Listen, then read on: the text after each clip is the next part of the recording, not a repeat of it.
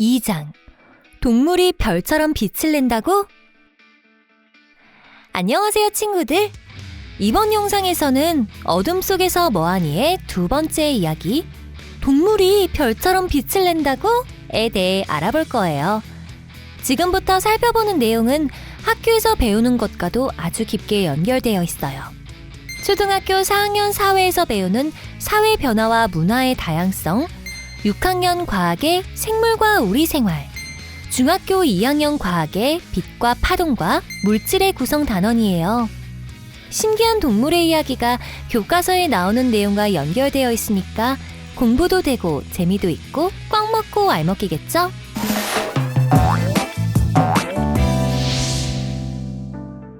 우리 사람은 머리가 좋아서 기술을 발달시켰어요. 그래서 조명이나 전등을 만들어 어두운 밤에도 환하게 생활할 수 있어요. 그런데 그런 기술이 없어도 스스로 빛을 내는 신기한 생물들이 있어요. 깜짝이야! 친구들은 이미 어떤 생물인지 알고 있죠? 책에서 맨 처음 얘기한 건 바로 버섯이에요. 귀신 버섯이라고도 부르는 이 버섯은 자기 몸 안에 있는 화학물질을 이용해 빛을 내는 생물이에요. 곤충을 끌어들여 번식에 이용하려는 속셈으로 빛을 이용하는 거죠. 이래도 될까? 곤충은 빛을 보면 다가오는 습성이 있어요. 그래서 빛을 보고 버섯에 다가오면 곤충의 몸에 포자가 달라붙어요.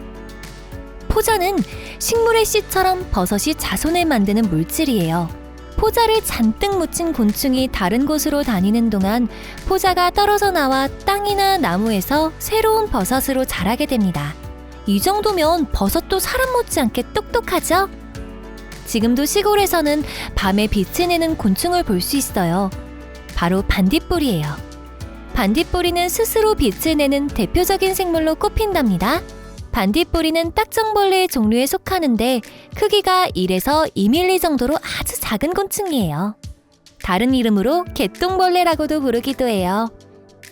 간혹 반딧불로 부르는 사람도 있는데 반딧불은 반딧불이가 내는 빛을 뜻하는 말이고 정확한 이름은 반딧불이니까 헷갈리지 마세요. 아하! 한여름에 숲을 밝히며 날아다니는 반딧불이 무리를 보면 정말 영화처럼 환상적인 기분이 들어요. 그런데 반딧불이가 빛을 만들면 혹시 뜨겁지는 않을까요? 전구만 하더라도 빛을 내면 뜨거워지는데 말이에요. 다행히도 반딧불이는 루시페린이라는 화학물질을 공기에 있는 산소와 반응시켜서 빛을 만들어요. 화학 반응으로 빛만 만들어내기 때문에 열은 나지 않아요. 그러니 너무 걱정할 필요는 없어요. 우리나라에서는 해마다 반딧불 축제가 열리는 곳이 있어요. 그중 유명한 것이 전라북도 무주에서 열리는 축제예요. 여름이 끝나갈 무렵에 열리는 축제니까 한 번쯤 가보면 수많은 반딧불이가 펼치는 환상적인 쇼를 감상할 수 있을 거예요. 땅의 생물뿐만 아니라 물속에 사는 생물도 빛을 낼 수 있어요. 가장 대표적인 것이 바로 바다에 사는 오징어와 해파리예요. 이 중에서 반디 오징어라는 녀석은 몸 안에 빛을 내는 발광기관을 가지고 있어요. 작은 발전소가 있는 셈이죠. 반디라는 이름이 붙은 것만 봐도 빛을 낸다는 걸 알 수 있을 거예요. 그런데 종귀 오징어라는 친구는 빛을 내는 기관이 없어요.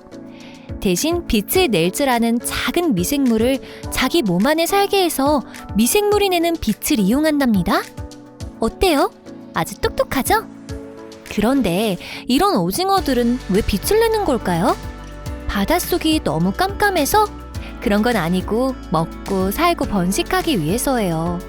먹잇감을 유인해 잡아먹고 짝을 유혹해 자손을 낳으려는 목적인 거죠. 오징어보다 더 흐물흐물한 해파리도 빛을 내는 재주가 있어요. 원리는 오징어와 비슷해요. 반디 오징어처럼 발광기관이 있거나 종귀 오징어같이 미생물의 힘을 빌리는 거예요. 그런데 해파리에게는 좀 특별한 점이 있어요. 몸을 이루는 물질 중에서 녹색 형광 단백질이 있다는 점이에요. 녹색은 무슨 뜻인지 알 테고 형광은 빛을 받으면 완전히 다른 색의 빛을 내는 물질을 말해요. 단백질은 생물의 몸을 이루는 물질이고요. 그러니까 녹색 형광 단백질은 어떤 빛을 받아 녹색빛을 내는 단백질이라는 뜻이에요. 이 단백질은 주로 자외선이나 푸른빛을 받으면 녹색빛을 낸답니다. 과학자들은 이 단백질을 이용해서 병을 치료하는 데 이용하려고 연구 중이에요.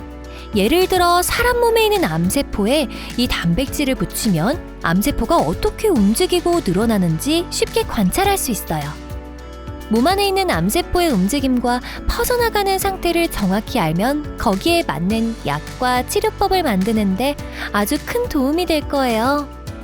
이렇게 자연에 있는 신기한 생물을 열심히 연구하면 사람에게 유익한 기술을 개발할 수 있어요. 자, 이제 책에 나오는 내용을 간단하게 훑어봤으니까 한 걸음 더 연구해 볼까요? 앞에서 예로 든 빛을 내는 생물은 버섯, 반딧불이, 오징어와 해파리예요.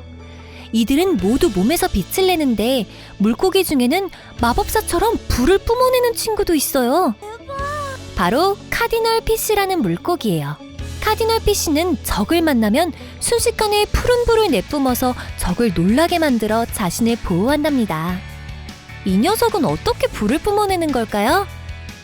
사실은 카디널 피쉬는 해파리나 오징어처럼 빛을 내는 능력이 없어요. 대신 빛을 내는 작은 갑각류를 잔뜩 삼키고 있다가 한꺼번에 확 내뱉어서 불을 뿜어내는 효과를 내는 거죠.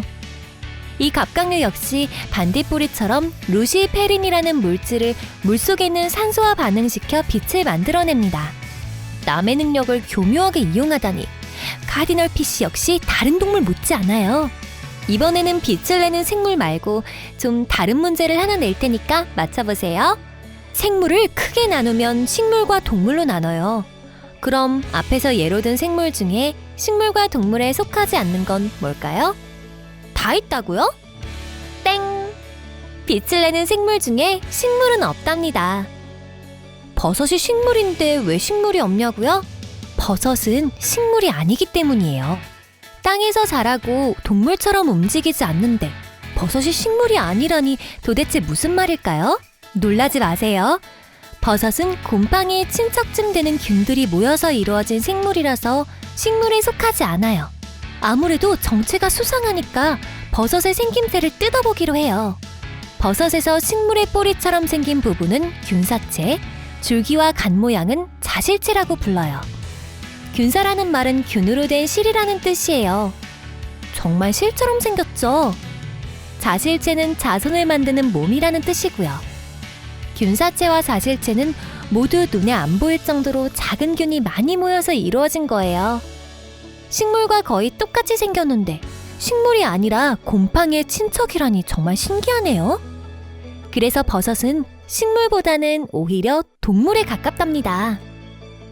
그렇다고 동물은 아니니까 오해하지 마세요. 버섯과 곰팡이, 그리고 요구르트나 김치를 발효시키는 효모 같은 균을 통틀어 균류라고 따로 부르니까요. 버섯은 식물이 아니라 균류라는 것 꼭 기억하세요.